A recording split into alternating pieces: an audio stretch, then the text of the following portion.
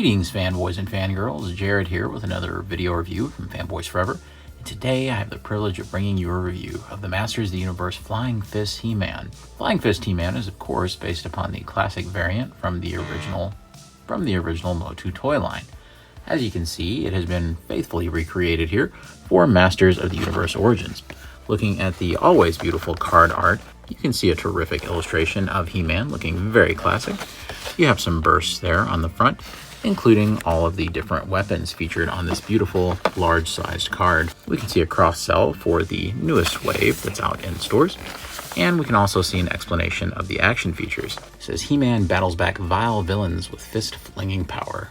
And of course, I'd be remiss not to mention this beautiful artwork on the back. It's truly incredible looking and features some really great appearances from classic Motu characters, some that have been released in Origins and some that have not, including this little tease of the playset Eternia. Now, I'm not holding out hopes for this actually getting released in Origins, but I don't know. Let me know down below if you think there's even a slight chance that a new version of the playset Eternia could actually come out. I certainly hope so, but hey, who knows? Here's the cool new comic that you get with this figure, and I believe with this wave of figures, and it looks really neat. These are always a fun little read, and I'm really glad to get back in here. And here's a little guide as to what parts you can remove and what parts you can't. Notice this time that they're not really encouraging you to pop off the arms. That's because they're integral to the action feature that we'll get into in just a moment. Before we get started with the review in earnest, just to let you know, this figure runs for about $21 or $22 at Walmart, and that is where my friend TJ found it for me, so thank you, TJ. Big shout out to you, brother. So I have to say, just the visual of the figure makes quite an impression, especially under my bright shining studio light here. You can see all of the glorious vac metallization. Now, I will say that it seems like companies have been struggling for the past several years to replicate vac metal, and you can see that Mattel has done such a good job that there I am waving at you. See, hey, whoa. But seriously, it's incredible just what a great job they've done. It doesn't feel flimsy at all. It almost feels like maybe there's some kind of coating on it or something to keep it from flaking off too badly or anything like that. Things like, of course, his accessory are all vac metallized, and the shield, the chest armor, and all the way to the back.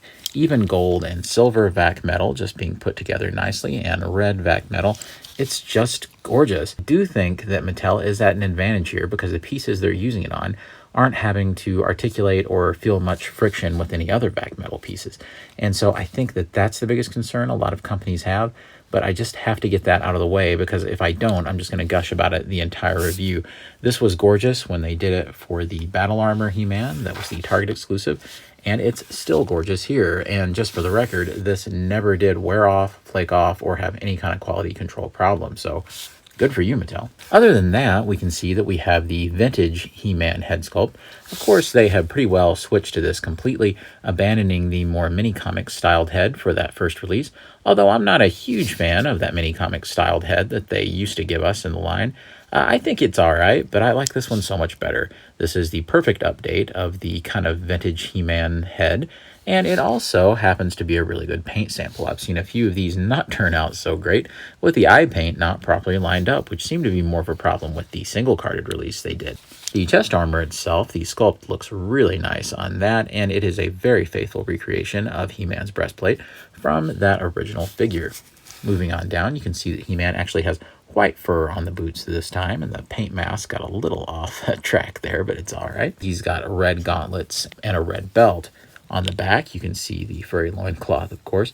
The gold right here with He-Man's armor being proudly made in China because he is a man that gets around, of course. And up here, we have some more copyright info. Of course, this is a good time to talk about He-Man's alternative head sculpt. You can see the head comes off very easily. It's very stress-free to change it out.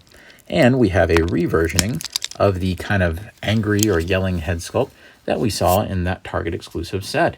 Now, there is some differences that we'll get into with comparisons later, but I think it looks even better here. I was already a big fan of this alternative head, and what's so great about it is I know that some folks in the comments let me know that they didn't like it too much, but just, guys, it's just the same. It's the vintage head with the hair kind of blowing in the wind and with a different expression. It's great.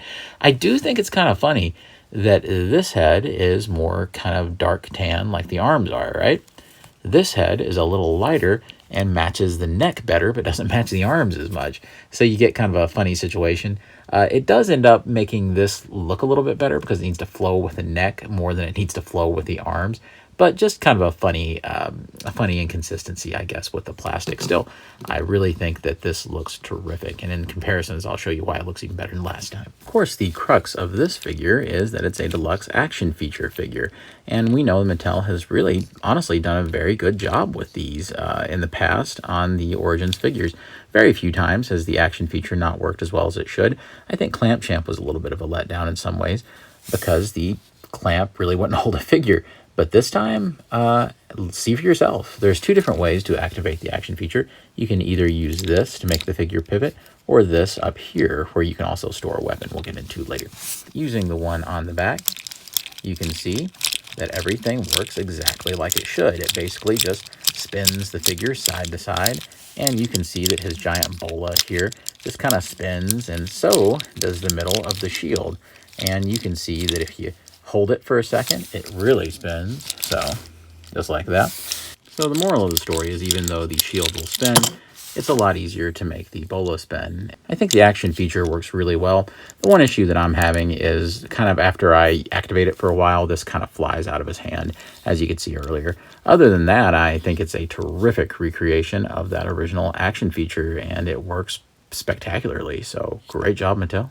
Let's go ahead and look at his accessories. We can see that we do have this nice shield right here. Even though it's hard for him to make it spin, you can easily spin this center portion around. There's all this great vac metal, and then there's just a gold plastic that the rest of it's made out of. You have a wrist clamp right there. You have something for the hand to go over, and it works very well. Here with his bola piece, I really love the thing, and it's very easy to spin. There's something very interesting going on here, though, in that they've decided to vac metalize these two, but then have this one be more of just an opaque gold paint. And this one is a little bit bigger than the other two. I suppose the real reason, though, is because these two that are vac metalized are hollowed out. I don't know if that's something that needs to happen for the vac metalization process. Whereas you can see over here, these are part of this sculpt of the main piece. This has actually been kind of soldered or sonic welded or glued onto it here, and it is a heavier plastic piece. I think this is to make this motion much more possible and doable. Notice how no matter what I do when I flip this around, this one is always the sphere that goes to the bottom no matter what you do. That's because it kind of is responsible for the weight, and this is what propels the other parts. If it wasn't for this piece, this wouldn't feel nearly as good, and it wouldn't work nearly as well. So I do think that's pretty ingenious on their part. Looking at the actual peg that goes into He-Man's hand, I suppose this is the thing that probably could have been thickened up a little bit or have a little bit more of a secure mechanism so that it wouldn't go flying out of He-Man's hand. But hey, he can definitely use it for quite a while without it going flying, so it definitely works very well. It's just a little nitpicky thing. On the back, he does include some weapon storage. You can easily take this piece and put it on this clamp, and it fits right over it. You can either do it like this so that it's behind him, or you can put it down like this. It's also worth noting that you do get one of these solid power swords that are just done in silver. It's just a very classical looking thing, and I'm glad that they stopped giving us the half versions. I feel like that the Masters of the Universe Origins line, that Mattel really listened to every single thing that fans told them about the figure. It seems like no matter what it was, they addressed it or fixed it or adjusted it to make sure that it was the series that fans wanted. Now, if only Mattel could stop copyright striking their most loyal customers and channels, then, you know, that would probably help too. But looks like the Jurassic community is getting a little taste of what I dealt with last year. Jeez. Also, with a sword, you can use the action feature and it works the same. Without the shield, it's hilarious. It looks like He-Man is also slapping any villains that are around. Queen Marlena's so fat! Say it again! No! And lest we not forget, He-Man does include his alternate head we mentioned earlier. And his final accessory is an alternative hand, just more of a gripping hand for his left. And you may be interested in replacing it because As you can see, my fingers are quite mangled on this hand. This is a common thing that happens in the origin line. This is easily fixable. All you'd have to do is put it in some very hot water just for a few seconds, take it out, mold it the way you want it, run it under some cold, and it will fix it right away. But I definitely don't want to doctor up the figure before I show you. Definitely looks like He-Man maybe had a little accident. Maybe Skeletor threw a boulder at his hand or something. Whoa. Let's talk about articulation really quick. This one's an interesting category because it's not exactly like any of the other figures we've had in the line so far. The head is fairly flexible, going up and down and all the way around. Nothing about the action feature inhibits it. You can see that on the shoulders, you have all of the same kind of hinged articulation that we always get with Origins if you're just looking at the hinge. You also have the same swivel here at the elbow, same hinge, and we have a good rotation and a hinge at both hands. This is where it gets a little different. Yes, the arms can still move up, but this time, every time you move it, there'll be a click. They just simply click into place. And you can see that one arm's movement kind of activates the other. So you can get them up this way. But I think that it works well enough to where you can pretty well get him to do whatever you need to do for photography. And thanks to that hinge, you have all sorts of posing options. Honestly, when I first saw the figure, I kind of wondered if the action feature would kind of destroy a lot of the modern articulation touches that they add, but it really didn't. And I'm very impressed. As you can see, it was just so simple for me to slide the figure onto the base, and he's in an epic pose. Combine the bright, shining studio light on that armor, and man, oh man, does that look tight with the light just hitting the head like that. It's just fantastic. And of course, the legs here do exactly what you would expect them to do. They feel a little better than usual, even with a very nice high kick, and they can do the splits very well. It does feel somehow like some of the tooling is a little improved and a little more loosened up here. Usually I kind of have a little bit more difficulty getting the legs to go up that high, but this definitely feels freed up without feeling too loose, so very nice. You can also see we have a hinge here at the knee. It works out very well as a swivel. There's also a swivel at the boot if you so desire, and those terrific ankle pivots and hinges. Definitely, I know that Masters of the Universe Classics wishes that they could have had ankle joints like this, not only in terms of functionality, but also in terms of durability. With these things being locked in, they can really get those poses just perfectly. So it's a real shame that Classics didn't have those back in the day. Of course, comparisons would be very appropriate for this guy because there are some other versions to look at. Looking at the Battlefield Warriors version of the battle armor from the Target exclusive 2-pack with Battle Cat, you can see they both have that kind of new rage head going there. But there's definitely a difference here. If you look, the old version from the Target pack has kind of a more squinty look to the eyes and the eyebrows, whereas this new version definitely has kind of a broader look to the eyes, more round, and the eyebrows are a little more full. This definitely has the effect of, I think, making this new version look a little more in line with the original head sculpt and a little more kind of barbarian-esque, which I think is what people like in their He-Man. Right here, you can see they did paint the mouth here, but I suppose that can be interpreted as blood since there is a little bit of blood coming off on the lip. What's great is that the heads are completely switchable, so if you want one on the other, you can completely do that. But I did think it was worth looking at the two together. Perhaps an even more interesting comparison is with the Masters of the Universe Classics version of Flying Fist He-Man. I always felt that, unfortunately, this was one of their weaker He-Man variants.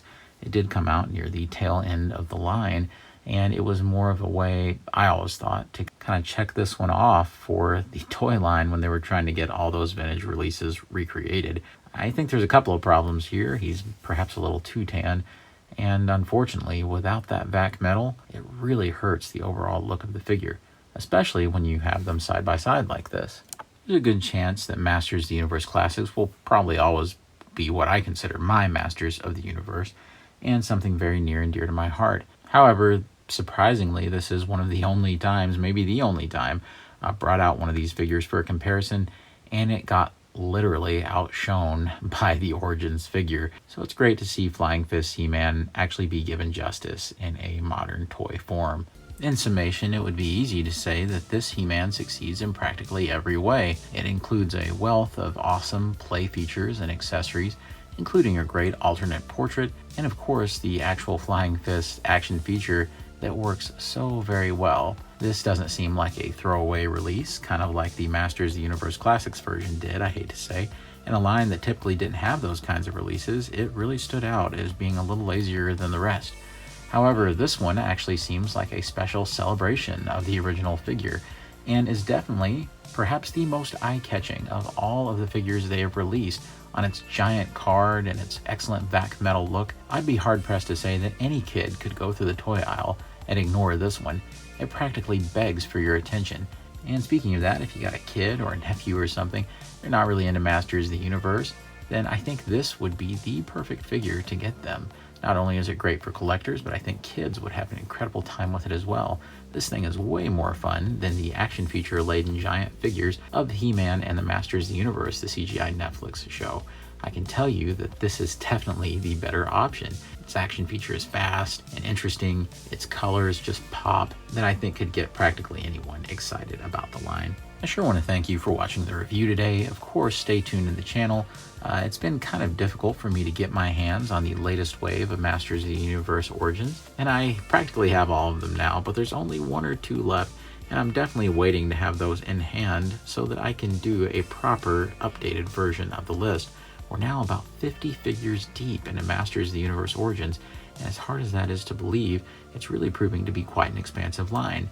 I would really like to see this one go the distance and go just as deep as Masters of the Universe Classics did. Whether or not that's possible is debatable, but it's still something that I would absolutely love to see. As for my suggestion on this figure, I say you should definitely go and pick it up as quick as you can. It's definitely hitting Walmart's right now with the new aisle resets, and is about $21 or $22. Be sure to leave a comment down below letting me know what you think about this release. And of course, like the video if you can, and please subscribe. It really helps the channel out. And as always, God bless you and yours, and I'll see you on Fanboys Forever. Fanboy out.